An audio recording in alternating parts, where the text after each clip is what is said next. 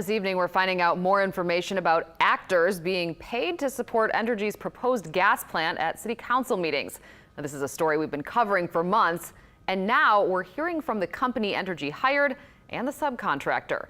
Kristen Pierce picks up the story.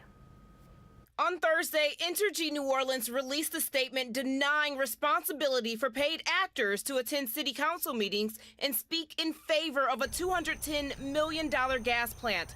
The electric company claims they hired the Hawthorn Group to gather supporters, and the Hawthorn Group, without Entergy New Orleans' knowledge, then hired a subcontractor, Crowds on Demand, to ensure their contract was fulfilled.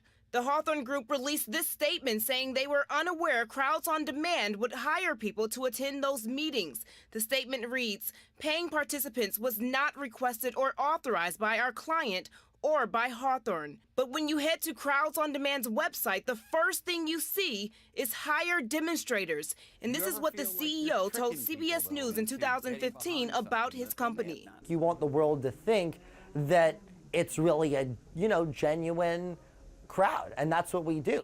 All of this new information is raising eyebrows and raising questions. And one of the questions is, where did the money to pay the Hawthorn Group come from? Their usual expenses are built into the rates that all of us pay. Anybody who looks at their energy bill sees that there's all kinds of fees in there.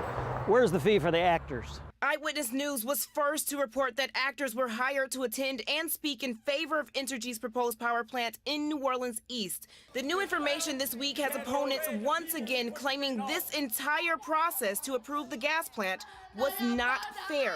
A member of City Council says Entergy's internal investigation may not be the only one. Kristen Pierce, Eyewitness News.